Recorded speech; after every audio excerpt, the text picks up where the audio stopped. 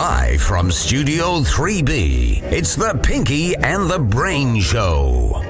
The Pinky and the Brain, yeah, Pinky and the Brain. They started up a podcast so Jeremy can complain. They talk about their life, news, sports, and Twitter fights. Brandon's kinky, they're Pinky and the Brain, brain, brain, brain, brain, brain, brain, brain. No! Why, hello there, podcasters. Thanks for tuning in to episode 2 of the Pinky and Brain Show. This is Jeremy Brownlee speaking, a.k.a. The Brain. And directly to my right is Brandon Breckenridge, a.k.a. Pinky. Hello. Say hello, Brandon. Hello, all. And across from us is the man behind the mixing board, Producer Travis. Hello, Producer Travis. How the hell are you? I'm doing good. All right, let's see. What do we got planned for today? We got Cobra Kai review. That is the new YouTube series based off the Karate Kid movie. We've got an installment of Underrated A-Hole, where we will bring up underrated A-Holes. And what else? We got some news, but first, let's see. How's everybody been doing? What do we got going for Memorial Weekend? What plans do we got? Of course, after we record this, we're all going to what I believe is a crawfish boil. Is that correct? That's right. All right, so Fuck that. I don't do seafood, so that's a hell of a party to go to. Mainly, it's just an excuse for me to go get wasted with everybody, and that's what I plan on doing. Yes, I made the stupid mistake of last time we had one of these, which I think was at Drake's the previous year, and I wanted to test out the claw strength, and so I let one of them pinch my my finger, and those motherfuckers are strong. So don't do that. Duly noted. All right, let's see. I've got a birthday party tomorrow. My niece and nephew, twins. I'm so awful with birthdays and dates and how old people are. I want to say they're names. Maybe 4, turning 4, I guess. So Jim and Sebastian, happy birthday. Other than that, it's going to be hanging out, not doing much. What about you guys? Brandon, anything planned? You know, obviously I'm looking forward to this barbecue later today. And tomorrow I think I'm going to do some family time with the folks. I think we're going to go grab some lunch or some breakfast somewhere. Fun. Yes. And then Monday I get to help your stepsister or half-sister move, my friend Autumn. And so that's going to suck. Yes. All the way out to Lawrence, Kansas, huh? Uh-huh. All the way out to Lawrence. All right. Well, that's fun. Producer Travis, what about you? What's on the books? Well, I have gotten a lot of sleep the past couple days. My daughter has been up all night long with a respiratory infection. So, I don't know if you have experience giving medicine to a 2.5-year-old. I do. Terrible. Yeah. And I was going to say, at least you've been up all night for a reason. I usually am up all night because my daughter is a hell spawn, so she just loves to keep There's a daddy demon up. inside my daughter right now, and it's really hard to get a 2.5-year-old to take medicine, or at least mine. I don't know. Maybe she's not like most kids, but she takes one sip or she smells it and projectile vomiting everywhere. Oh. She's vomited damn. like 5 times. Yummy. And she's probably not even that sick, honestly. She takes after her father. Yeah, she gets sick from the medicine, right? She's not even that bad. Oh, man. All right. Oh. So that's what we got going on this weekend. Well, actually, let me work in reverse for a second. The shitty start to my Memorial Day weekend. I leave work yesterday, Friday, a little bit early, get home, and I think to myself, I'm going to get mowing taken care of. Let me knock that out so I can, have fun the rest of the week and not have much responsibility left. Of course, I've got Jasmine out there helping me now. She's 11 and terrified of everything. So we've got a couple of big trees in the yard. So her job is to go around and pick up the sticks so I don't run them over. Shoot them across. And she's terrified of every bug, ant, spider under the sun. So she's over there crying in the corner because she doesn't want to do it. I've got headphones on. I'm trying to mow. I've got to take them off. Now I'm yelling across the yard. All of our neighbors think I'm nuts. I'm like, what the fuck is your problem? Just nothing's going to bite you. Stop it. You're being crazy. Do you know how small ants are? So that wasn't the shitty part. The shitty part was we've been getting a lot of rain, and I haven't mowed the backyard yet. I've been procrastinating greatly. So it was pretty tall. And I see like a little baby bunny hopping across the yard there. And so I'm half keeping my eye out. I obviously don't want to hit him or her. How douchey of me to presume it's sex and gender. But so I'm going, and I hear and I push forward, and there's two little baby bunnies. What? I'm talking probably the size of a small kitten, like, you know, when a cat's about 6 weeks old or so, about that size. And my heart just sank. One of them was chopped completely in half. Oh. The other one, it looked like the blade must have slapped it upside the head because it just had like blood kind of dripping down, and it was laying on its side, like flapping like it was trying to run, but kind of not moving. Oh. And what do you think happens when you've got an 11-year-old little girl? Now she's a heap of tears. Yeah. Reality I sets feel in. horrible. Did she I'm see like, all of it? Was she outside? oh yeah, she's out there like helping me like pick up the sticks, like I said. So she's Hey, Jasmine, there's something stuck in the lawnmower. Will you get that stick out? oh, it was horrible. So I like, she's got like this big trash bag that she's collecting all the sticks in. So I got to throw the bunny in there. Oh, it was horrible. You So mean that's the pieces of the bunny? yes, the pieces of the bunny. So that's how I started out my Memorial Day weekend. But anyways, what else do we got? So here's something that I've seen downtown that it's making a comeback. It used to be big in the 80s. And when I see it, it makes me think of Christina Applegate. So it's the women that wear these pants, and they're, I don't even know what you call them. I know they are a part of a Now, pantsuit. is this like Don't Tell Mom the Babysitter's Dead, Yes, Christina Applegate? Or Precisely. breast cancer survivor, Yes. Christina Applegate? This Because is there's a big definitely- distinction. This is definitely 80s. Don't tell your mom the babysitter's Okay, dead. well, at least that's the hot one. Yes, that is the hot one. And she wore it in that, and it's the craziest thing. It's like a light material, and it's I would say it's a straight leg, but it's almost like a bell bottom flare at the end. And they are just the weirdest looking things because they use a very light, like almost like satin material, and it bugs the shit out of me because, and I understand like it's like fashionable now. But Is I it think like a really thin material? it's a very thin material, and again, they're like slacks, but they're like oversized slacks. Okay. So they kind of just, it's almost like a dress, and it just kind of sways off, and it just looks terrible. And I'm reminded of the Oscar Wilde. I think it's Oscar Wilde that quoted, "Fashion is so terrible that it has to be changed every season," and that's so true because it is. It's so terrible that it has to be changed every year. And so I'm seeing but they're making a comeback, and I live downtown, and I see them downtown all the time, and it absolutely drives me nuts every time I see the it. 70s had like their fashion statement. The 80s, every decade had their fashion statement. But I feel like now it's just a hodgepodge. of the last All 40 bets are years. off right now. Yeah. They come You back see- around. You see the dudes with like what are they called? They're like shorts, but a shirt, but it's all one connected thing. Like the onesie. Like the onesie? Yeah, it's yeah. terrible. No self-respecting guy. March yourself off the side of the Grand Canyon if you've ever worn one of those, please. Do us they've- all a favor. They've got a name for that, and it's eluding me. It's not just a onesie. They've got a name for those. Yeah. They're like, I don't know. Yeah. Anyways, producer Travis, look up that. Otherwise, it's going to drive me insane. I think romper. Is that what it is? Romper. it. That's Okay. romper. Rompers. If you've Everybody's ever- screaming at Yeah. the radio right Yes. now. If you've worn a romper, as I said, go play in traffic or something because nobody needs you. Now, speaking of things that drive you crazy, all right, we've had this end of the school year push.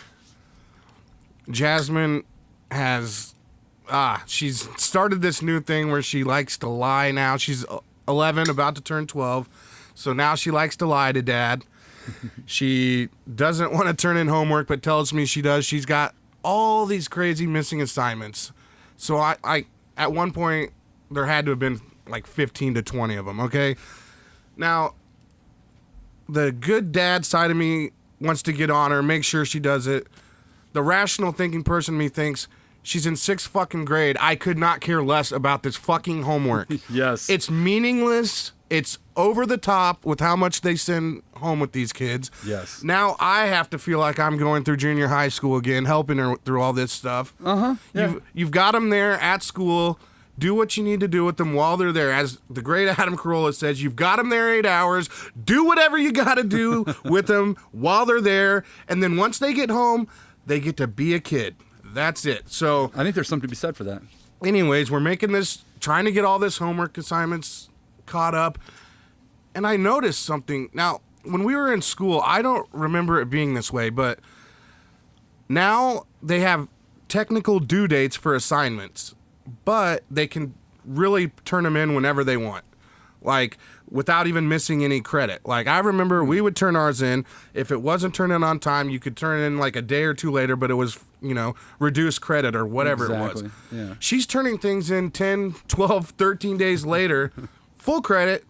So it's like the due date is more of a suggestion, like than a due date. And I'm not sure that we're helping our kids with this new theory of, just kind of whenever you feel like it, turn it in or don't. Yeah, it's playing back into that everybody gets a medal. I don't. It's the no kid left behind, because if they stuck to due dates, then people would be left behind because they would fail. Exactly. Okay?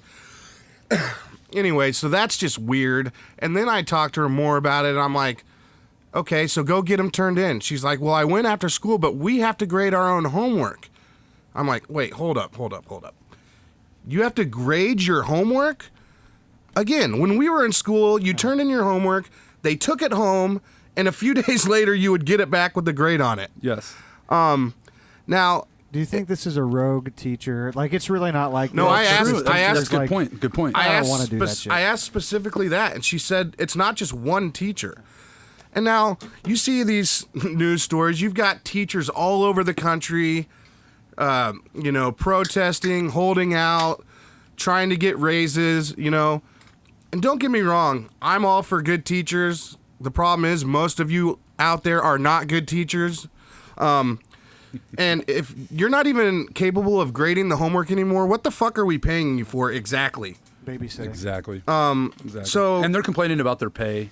which I get it, you have an important job. So there's no way to make this argument and not sound like an asshole, but I'm going to do it anyways. Exactly.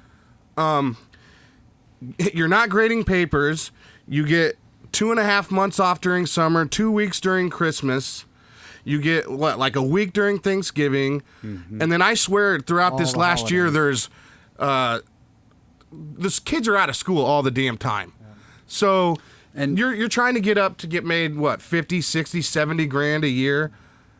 But if you did the math and you deducted the time that they're off, then it's got to be like a normal person making like 100 grand, 120. Yeah. Oh, well, of course. And the unspoken thing is, look at the dating pool. I'm gonna need you to expand on that. Dude, it seems like I don't know if you guys have seen, I swear to God, it is a weekly thing that you're seeing these teachers and it'll show a picture of them. And even their mugshots when you're at your worst. So I was, sorry, you got to remember, me and Travis have been steadily out of the dating pool for quite some time. I'm telling you, every week it is. And the thing is, you see this, the women, the female, like, teachers a lot of times are very attractive. When they come out and they're sleeping with students and 15, 16-year-old students. I mean, it's happening like weekly. Yes, and it always boggles my mind too. Like I'll see a story like that. I've got to dig every time because I really have. It's mind-boggling. It's fascinating. Like it's hard enough to get a girl to have sex with you, and there's women out there that are having sex with little dick 14-year-olds. Yeah. I mean, what the hell? Exactly. They don't know what they're doing. It's like having sex with a virgin. That's like a real self-esteem booster for those of us that were out actively trying to get girls to have sex with us, but no. Nope, they're too busy off banging 14-year-olds. And you know how many teachers I had crushes on, and that would have like literally just made my world. And they treated me like I was trash. So I don't know how these guys are. Maybe has the game changed with the 15-year-olds these days? Perhaps. Maybe they're getting, or maybe these. I'd love to interview all these women's husbands who have gone out and done this. Even more fascinating are the ones that stuck with them after all this. And you see that a lot. You see that a lot. That's very bizarre. All right. In prison, they stay with them. Exactly, yeah. All right, well, I guess we've done our good deed of the day and propped up teachers for the heroes they are. So I guess we can move on now. All right, so I mentioned earlier Cobra Kai review. So what we're going to do here now is we are going to play a little trailer for the Cobra Kai, the new YouTube series, and I'm going to give a little review on the first 2 episodes, which are free on YouTube right now. So here's the trailer for that.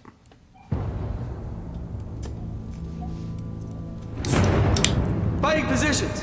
I just don't know why you'd ever want to bring back Cobra Kai. We do not train to be merciful here. Mercy is for the weak. You may know the moves, but none of that matters unless you have balance. Are you ready to learn the way of the fist? Yes, sir! Johnny, You and I, we aren't done.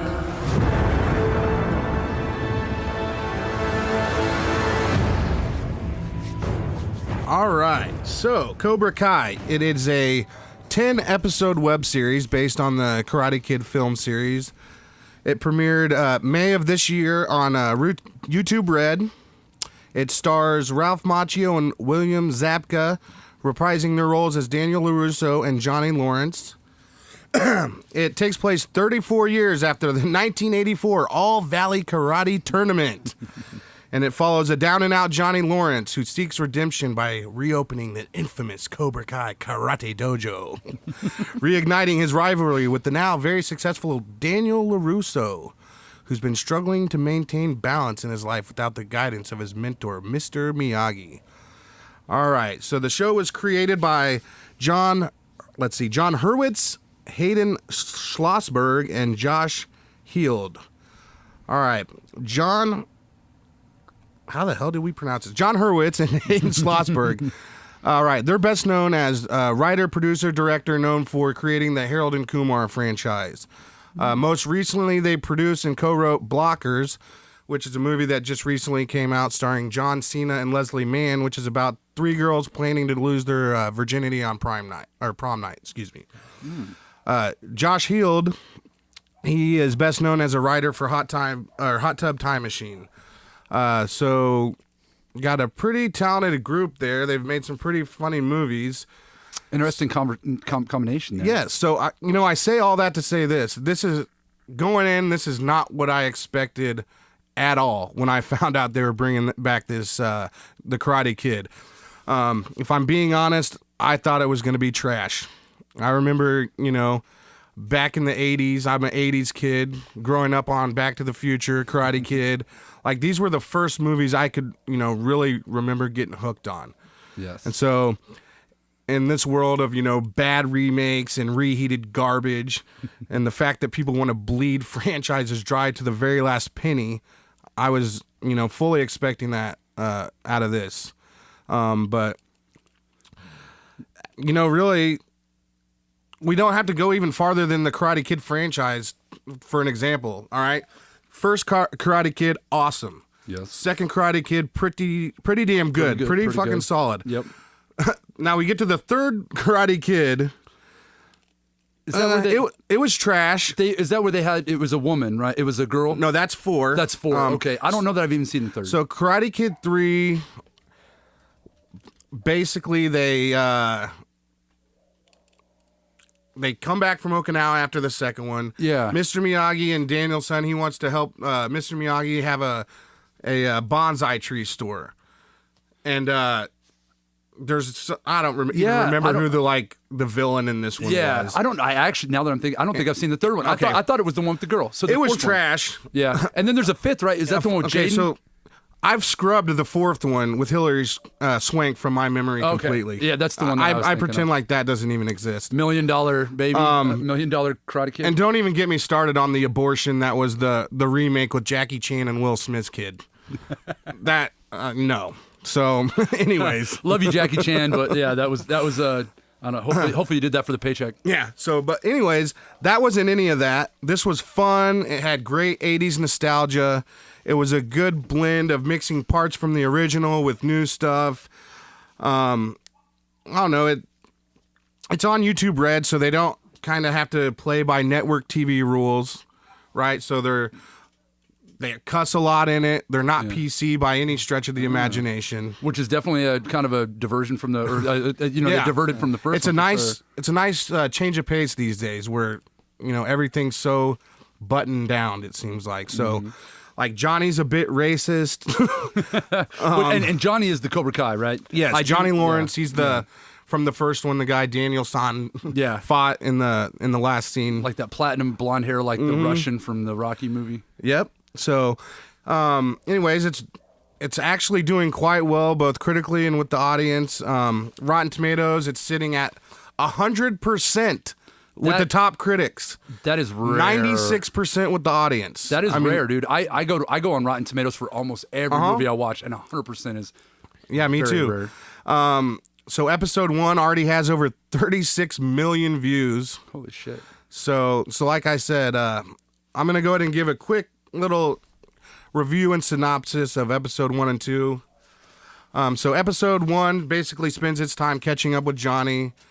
Doesn't seem like much of anything has gone right for this guy since Daniel seemingly ruined his life back in 1984 when not only did he steal his girlfriend, but he destroyed his karate legacy with a single crane kick to the face.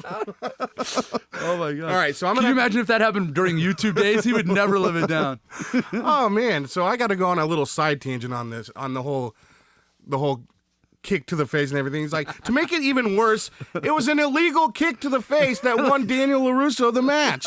And just 20 seconds prior, Johnny punches Daniel with a backhand to the face, and he gets no point for that, okay? No point whatsoever. The ref lines him back up, and Daniel crane kicks him right to the face, wins the match. Johnny's old lady friend rushes back out to hug Daniel's son right in front of him. Johnny's reputation's now destroyed. And to make matters worse, his sensei chokes him out in the parking lot for losing. And now I'm talking about the opening scene in Karate Kid Part 2. He's choking Johnny. He's got a student begging him to stop, so he backhands that student for good measure. And now when Mr. Miyagi intervenes, he says, and now I quote, "Beat it, Slope." Beat it, Slope. Could you imagine a world in which something like that? Now, mind you, this is a PG movie filled with a bunch of kids and their dads and moms in the theater, and he's telling this guy, "Beat it, Slope." Made in the 80s as a mainstream film. The 80s was a much simpler time. A much simpler time. I guess everyone was too busy coming down off coke to be outraged over everything like everyone is today. I don't know. You know what? And you know what I still love from that original Karate Kid? Bananarama, Cruel Summer. Cruel Summer. Oh my God, I love it. That's nostalgia right there. So let's get back to the business at hand. So we flash forward to today. Like I said, it doesn't seem like much has gone right for Johnny. That's where Cobra Kai picks up in the story, all right? He's now a middle-aged loser, a handyman at the apartment he lives in. He drinks too much. Like, the opening scene is him, like, plastered to his living room floor. He wakes up, and he's got, like, Cheetos stuck to his face. There's like beer cans everywhere. Wait, that's Daniel's son? No, that's Johnny. That's Johnny? Oh, yeah, okay. Like Daniel's son completely derailed this guy's life. Anyways. With one fucking crane kick. He drinks too much. He's an asshole, a racist, just bitter at the world.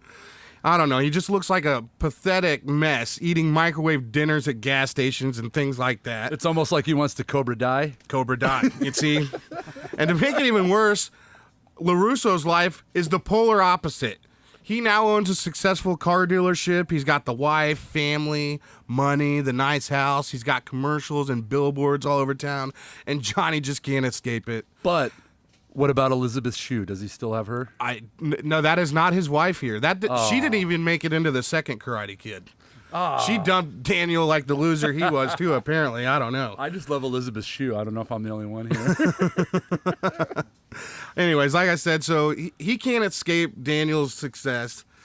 And he's, like I said, the handyman at the apartment complex he lives at when Miguel, who's a scrawny little teenage kid, moves into the complex. Anyone who's seen the original knows where this is going. Handyman, scrawny kid moves in. All right. Anyways, so Johnny's eating one of those Quickie Mart dinners. And basically he's at a parking lot and he sees Miguel getting jumped by some high school bullies. Are they in skeleton costumes? Not in skeleton costumes, but I do have a feeling those are coming up later in this series. But anyways, like I said, he's a real asshole, so he does nothing to stop Miguel getting jumped until one of the bullies taunts Johnny after throwing Miguel onto the roof of his rundown piece of shit car. Johnny proceeds to dust off some old karate moves. Barely, I might say, because he's now much older and out of shape than his former, ass-kicking self. Anyways, he quickly makes light work of these ne'er-do-well teens. He's subsequently arrested and then makes his way back to the apartment where Miguel's waiting and is begging Johnny to teach him the karate that he just saw.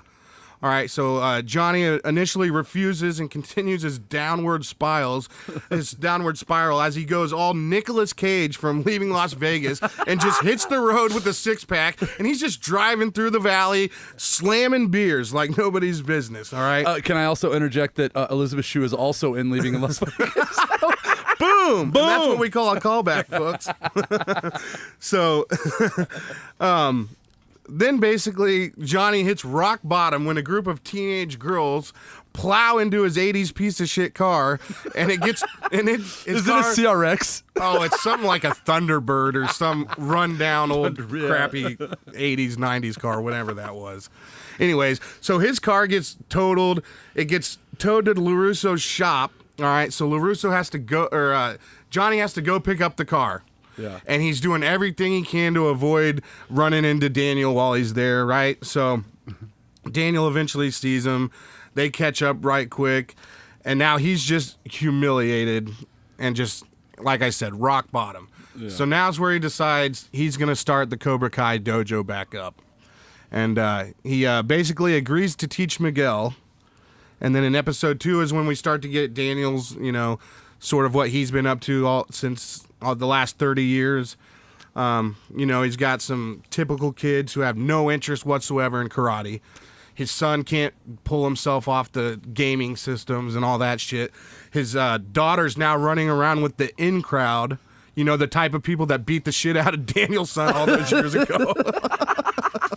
But anyway, so it's very easy to see where all this is heading, right? Yeah. They've basically taken the theme of the first Karate Kid and flipped it on its head. Yes. So it's an interesting Daniel's son is now got the money, successful. His daughter's hanging with the bullies. Yeah. Johnny's now just no money, kind of lost and all this. That's a very interesting. When you think of it, that's a very interesting take on it. Yeah, I thought so too. Yeah. So, anyways, to summarize, it was a lot of fun. If you're a longtime Karate Kid fan, you're gonna love this series. I recommend it highly. I've only seen the first 2 episodes. The first 2 episodes are free on YouTube, as I said, and you can actually sign up for a 30-day free trial of for YouTube Red service, and you can watch the whole series. It's already been picked up for a second season, also. And you said how many million views that it had? That first one had 36 million views when I checked earlier today. Insane. So anyways, so there is the Cobra Kai review. All right, now what we're going to do is a little segment we like to call Underrated A-Hole. The premise here is there are a lot of a-holes out in the world, and I don't think we as a society do a good enough job of bringing those a-holes to light. So, AKA calling them out. Yes, so we're going to do that now with a special memorial theme, Underrated A-Hole. All right, so first, Underrated A-Hole. Doesn't finish your beer guy. This is the asshole that at your party cracks a beer, takes about, a hummingbird's beak worth of beer out of it, sets it down and forgets about it. And if that wasn't bad enough, he does that repeatedly all throughout the party, so the next morning you've got to dump out, a pony keg's worth of beer from this asswipe. Yep. So no, it's as we pay, I believe. All right, next up on the list, brings the bare minimum to the barbecue guy. All right, we all know this guy. Yeah. They bring the napkins. Basically, we're like, all right, potluck style. Everybody brings something. On one end, you got the guy who's spending like $60 buying all this meat, all this crazy expensive stuff, or bringing a bottle of some expensive scotch or something like that. Not this guy. Not this guy. He stopped by 7-Eleven and got a couple of grab-sized bags of Doritos and thinks he's cool to walk on into the party. You know what we got to say? Fuck you. You're an underrated a-hole. Yep. Stop it. I brought these 2 bags of chips. I can drink 17 beers now, right? All right, and the last one on our Memorial Weekend themed underrated a-hole. The you know what you should do guy.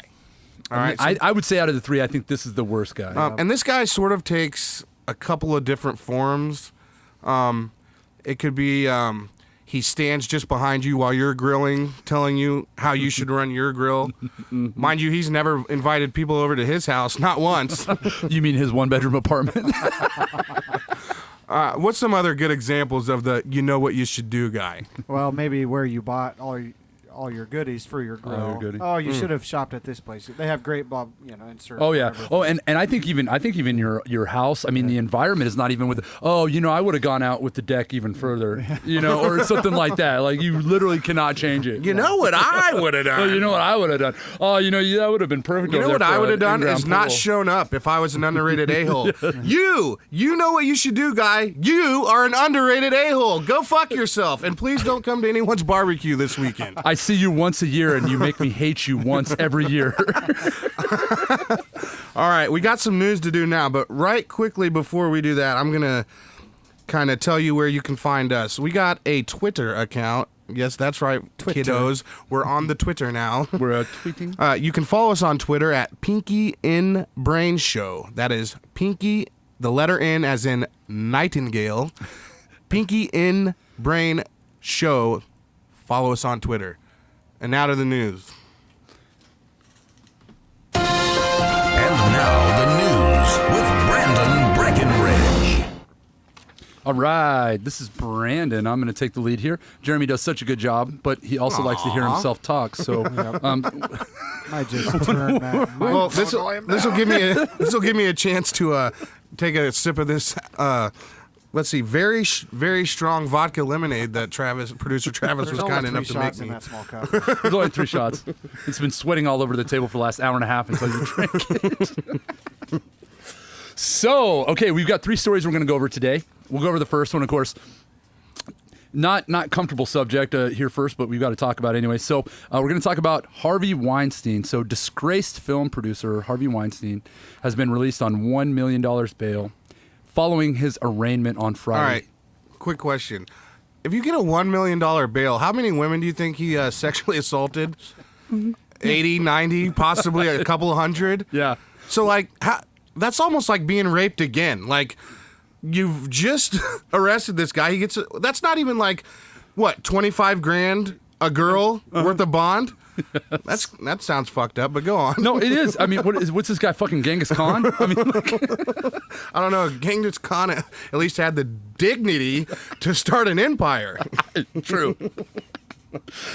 I'm sorry, a dynasty. A dynasty, yes. Yes. So he was charged in Manhattan court with rape, criminal sex act, and other sex charges stemming from encounters with 2 women.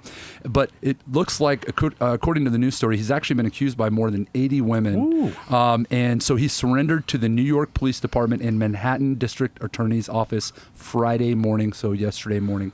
At the arraignment, Weinstein agreed to wear an electronic monitoring device paid for at his own expense. Now, does that electronic monitoring device go on his ankle or around his cock?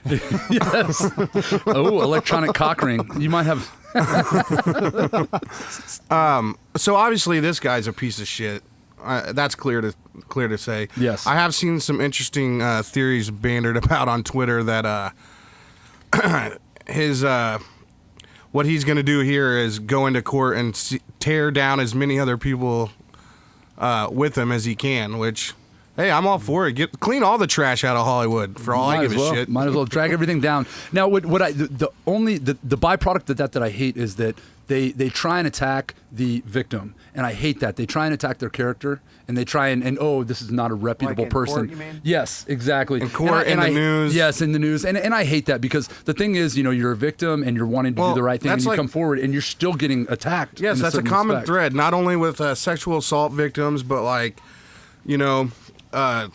overzealous cop unloads a clip into some black guy up in Minnesota, and what is the first thing that comes out is, well, that guy had a marijuana arrest 5 years ago, as if it has any sort of relevance. Yep. Yeah, so the victim bashing, I can't stand it either. Exactly. And unfortunately, that's where we're at these days, where, unfortunately, to get to the court of law, to get prosecution, you have to air your own dirty laundry, or at least if you don't air it, someone will air it for you. I would guess that there's probably a lot of people that don't come forward because they're afraid of their dirty laundry being aired out. Exactly. Like they're victims of something, and they know that their own personal things are going to come out. Exactly. So they just decide not to do it when there should be justice, probably. Exactly. I'm all in agreement there. Yeah. So it looks like we won't go through too much on this, but it looks like his next hearing is scheduled for July 30th. So hopefully more terrible news for him, which would be great news for us. July 30th. All right. So Well, try one not bit to of rape good anyone news- over the 4th of July, Harvey.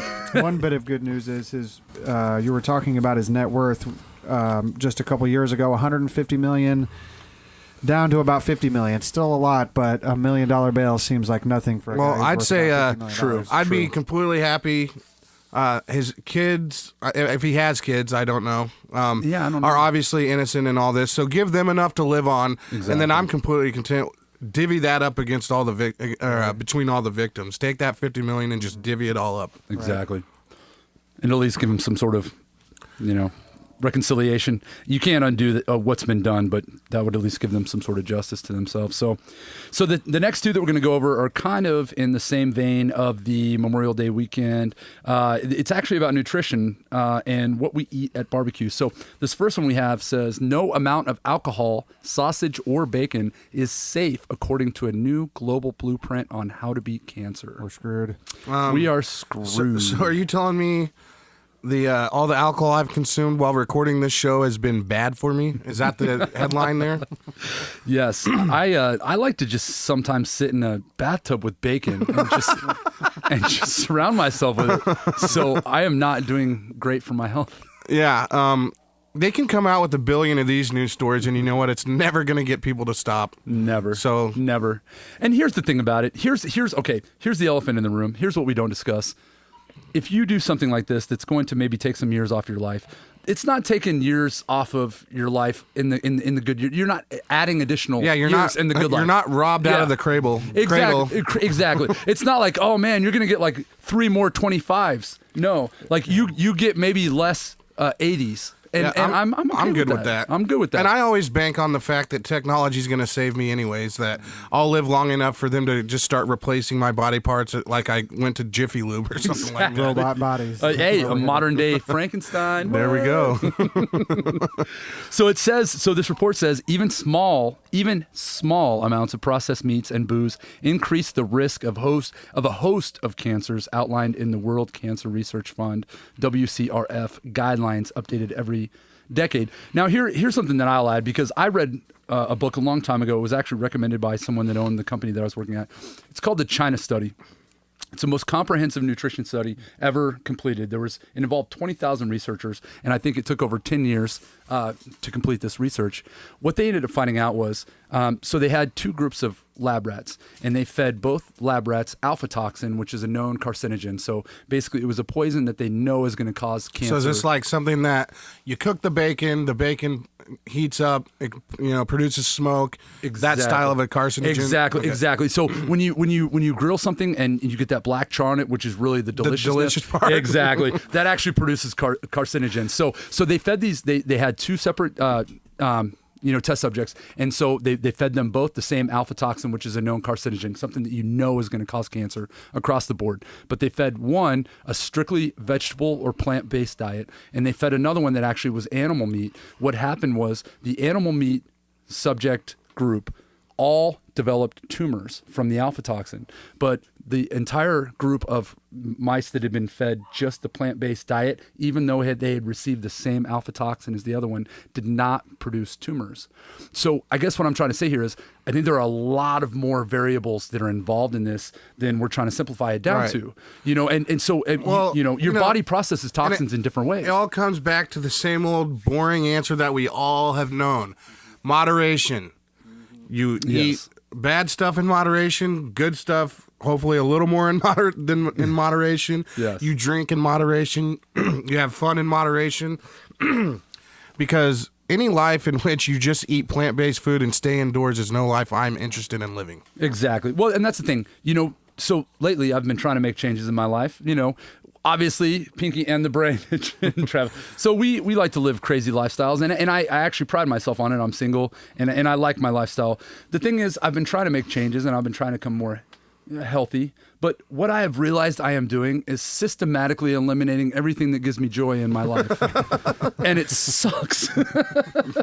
So the concept is you can either live a really, really awesome life for 50 years or an absolutely pathetic joke of a life for 90. Yeah. Yes, exactly.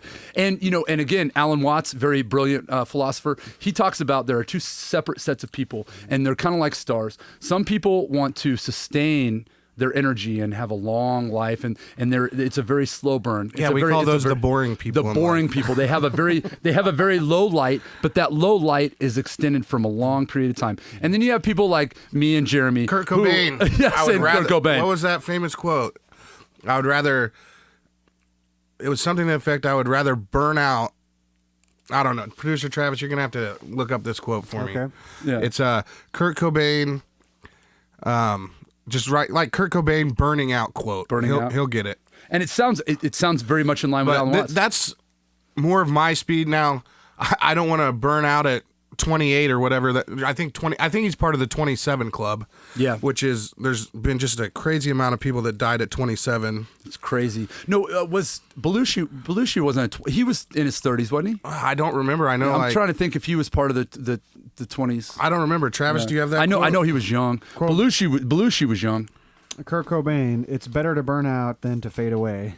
That's so that more kind of my goes style. in, and that was kind of Alan Watts' philosophy. So you can have a slow burn, and it's going to be a low light, but it's going to go for a longer period of time, or 2.5G versus 5G internet connection. What? but I believe that, and so I've kind of resigned myself to the fact that I'm going to be one of those very bright shining stars that's going to go out in a blaze of glory soon, and I'm okay with that. Yep. All right. So just real quick to touch on that 27 club. All right. So Kurt Cobain, Amy Winehouse, Jim Morrison, some guy that sounds French that I don't know, Janis Joplin, Jimi Hendrix. I mean, that's a lot of people that died before their 28th birthday. That's crazy. When did Jimi Hendrix die? Yeah, that's actually because there's a lot like of what year? Yeah, what year? 1970. There's a lot of famous people that are very in pop culture, very much in pop culture still. Like we all know, but died like 50 plus years ago. Right. Bruce Lee is one of them. Like Jimi Hendrix. yeah, Tupac Shakur. He died at 26. If he could have just made it a couple more months, he could have been in this illustrious club. But like people that are like household names. So it's almost they died. 5, 4. It's 5, almost 6 as decades if ago. Yeah, it's because in our minds they died at the peak of their powers. So in our minds, we're frozen in that moment of time. We never got to see the downward spiral. We never got to see them turn into Fat Elvis. That's true. So forever in our mind, they're that shining star. It's true. So you guys are familiar with Sam Kinison, obviously. An absolutely insane comic, great. I mean, a game changer as far as comedian. But I was listening the other day. I was listening to a podcast with some comedians, and they were talking about his home life, his social life, and he actually had, I think it was a daughter. He had at least one child, that maybe might have been two. But they were talking about the inside life, and it's one of those things where he was a great comedian, absolute game changer, but he was insane in his personal life. Not a great dad, not a great father, that type of just thing. Completely insane in his personal life, and you see that transfer. I can kind of relate to that because I'm kind of this Sam Kinison type. I'm a little wild. I like to have fun. I like to party, and I've thought millions of times that I could be a much better dad. And Yeah. that is truly one of my biggest regrets, something I constantly try to work on. And it's almost, I'm a big personal responsibility guy, so I'm never going to put the blame on anyone else or anything like that, but it's almost like it's out of my control. Yeah.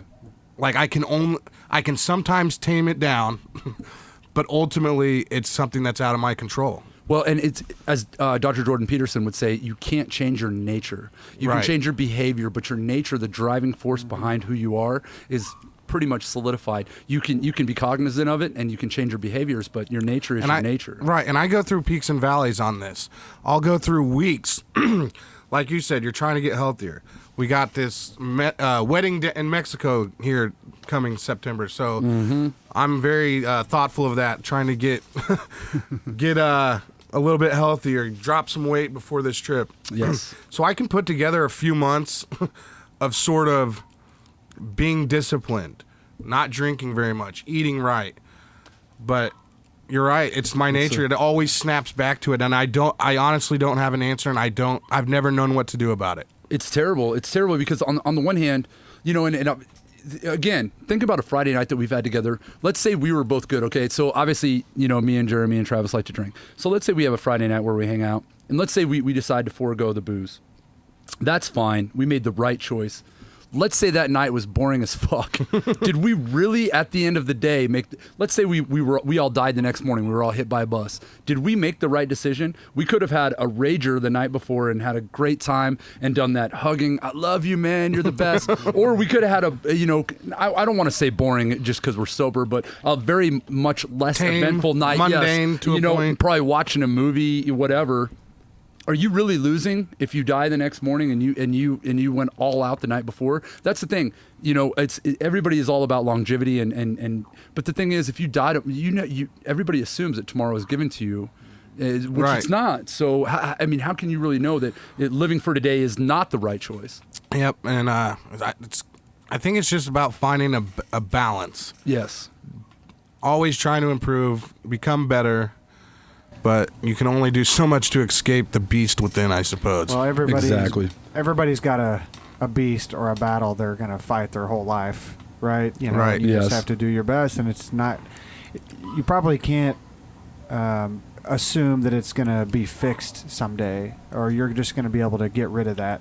Exactly. Just accept that you're going to have to battle that forever. Exactly. Right. It's just like that scene from The Wolf of Wall Street. You know, at the very end of the movie, you know, Leonardo DiCaprio is a maniac through the whole thing. So at the end of the movie, he becomes sober. And I forget, it's Jonah Hill comes over to visit him after he's been sober. And this is when, in the movie, I guess time has passed, so they're both kind of like later on in their lives. Right. And I remember one scene from the movie, Jonah's like, he's talking to Leonardo, and he's like, so you stopped drinking? He's like, yeah. And he's like, what do you think? He's like, it fucking sucks. And this dude's like, it's supposed to be at like 50 at this Right. point. So yeah, so sometimes it's not like you're not going to want it. Sometimes you got to just suck it up and make the right Right. decision. It's not like it's going to go away. I'm with you. Hey, did we have one more? One more of those news stories? We did. So so we do got one more. Let me find it. We do got one. I'm going to just go all ghetto here. Let me find. Okay. So this is kind of in the same theme of the Memorial Day. So we were talking about obviously processed meats giving you cancer, which is terrible. So what is it that we can do for the health conscious folks that want to try and maybe bypass some of the terrible effects of the processed meats? Well, because we are your friends here at the Pinky and Brain Show, we have come up with some alternatives for you. And by some, I mean one, because they all fucking suck. And this is really, I mean, this is the shittiest of the shit. And why not? Because it all sucks. So let's just go all out. So, charred carrot dogs. Yes, that is right. Ooh, tell me more. Does that not just make your palate salivate? This plant-based take on hot dogs gives carrots a roasted red pepper treatment. Char, either on the grill or under the broiler. But and wait a steam. second. I thought we just learned char was bad. That's what I thought too. They end up nicely cooked and lightly smoke-tinged, cancer-causing, making them perfect for a cookout Okay, so let me for get this leukemia straight. patients. This article is touting this as a healthy alternative. so you get none of the fun with the same end result, cancer. Right. Of cancer, yeah. But hey, it's carrots, so your eyesight might improve slightly. Yeah. That's absurd. These Yeah. people don't know what they're talking about from article to article, expert to expert. It's And- absurd. If you are interested in that recipe, please hit us up at Pinky and Brain. Yes, and- we will link that on the podcast notes. So if you really want to know that, go ahead. Okay. We do have one more. We do have one one got more. lost in the shuffle. One got left in the shuffle. I think we're gonna give you guys extra here. I think we're gonna go the extra mile today. We are. We're real go-getters. So this one involves something that is very minimal in people's lives. Most people don't even know about it. It's Facebook.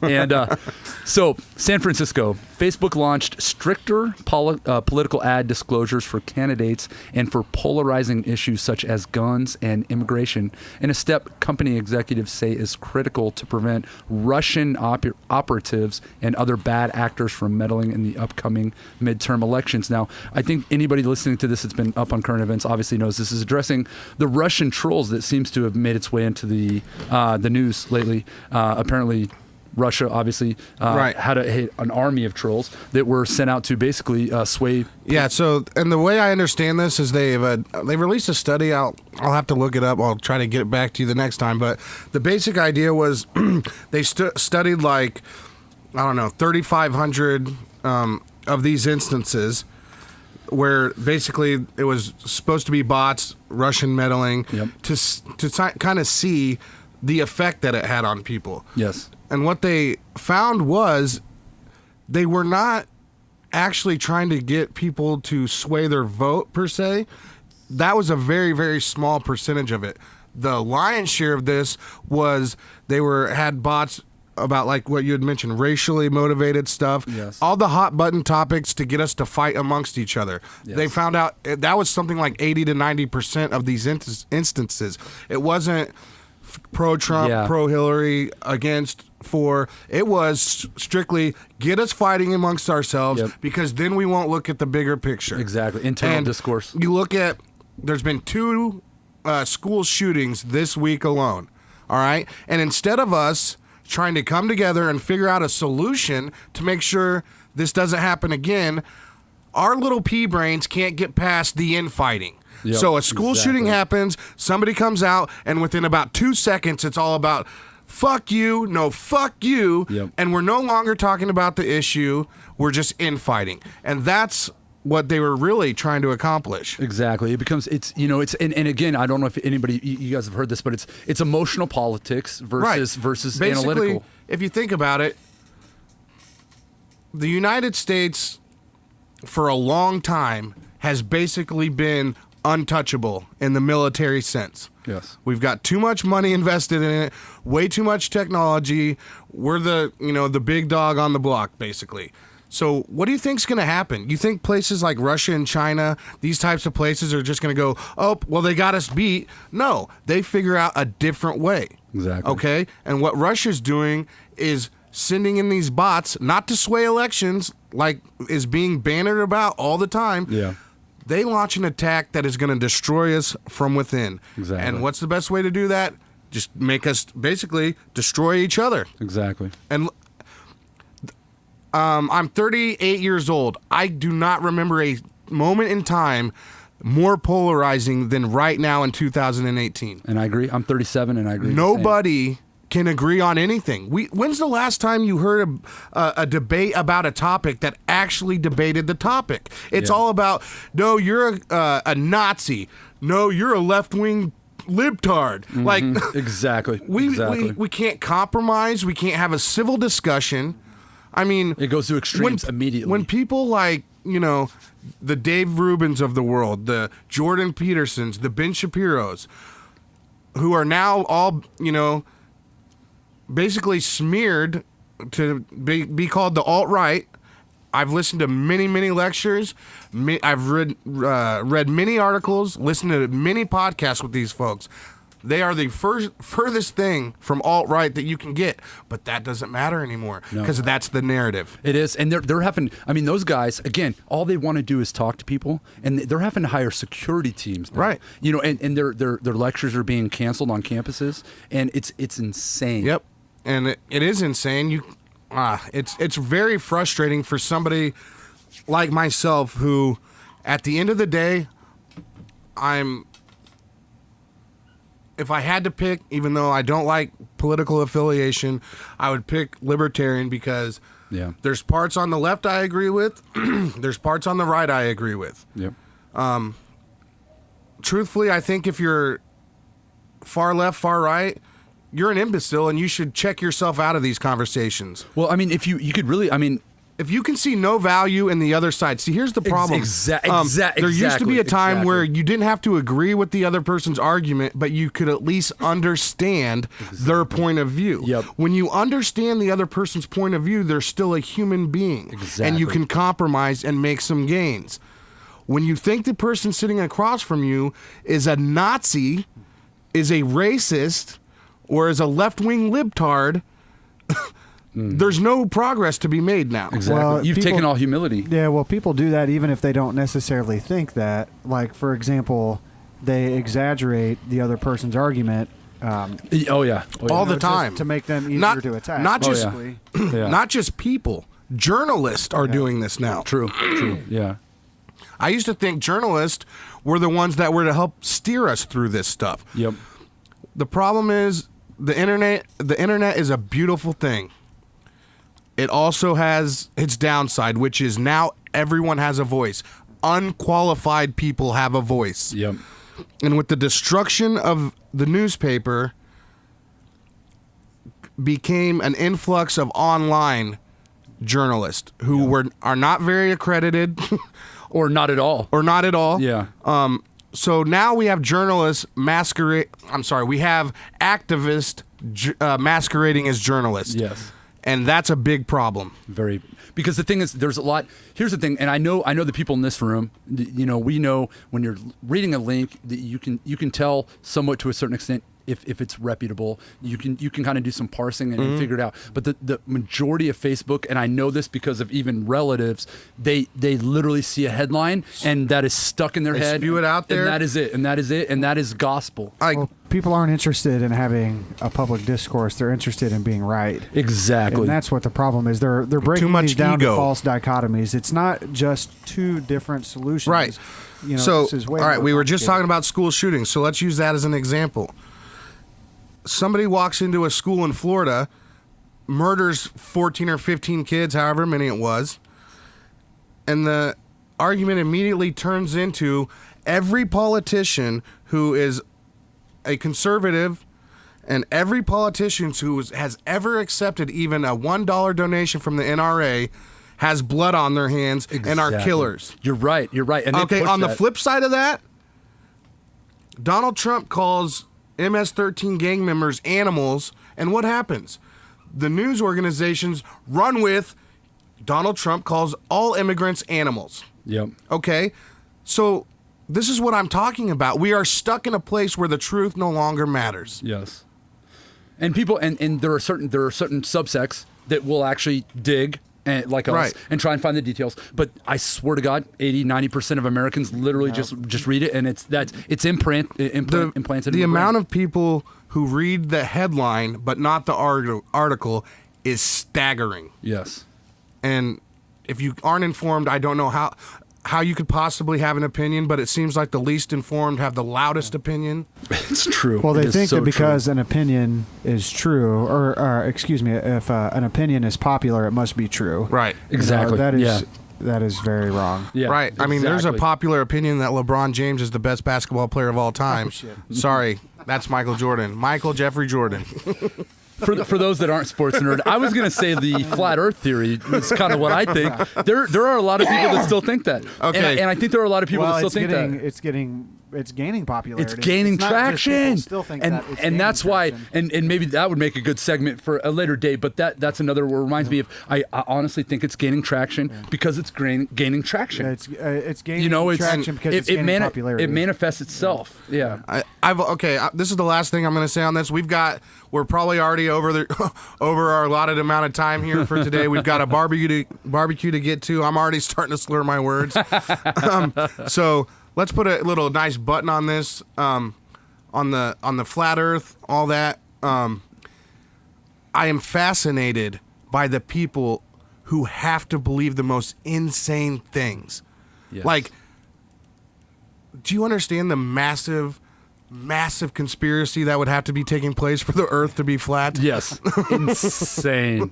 So, anyways, that sounds like a good place to end it. Yeah. So maybe more discussion on that one later. So that was the news segment that we kind of got a little out of control on. But all right, so that's the news, folks, and we're getting the hell out of here. We got places to be. We got drinks to be drank. So follow us on iTunes. Rate and leave a review. It will help us out tremendously. You can follow us on Twitter at Pinky and Brain Show. That's Pinky, the letter N, Brain Show. And as always, you can find us at pinkyandthebrainshow.com for everything else. It's been real. It's been fun, but it has been real fun. Love you guys. Thanks for listening to the Pinky and the Brain Show. For more info, check out pinkyandthebrainshow.com.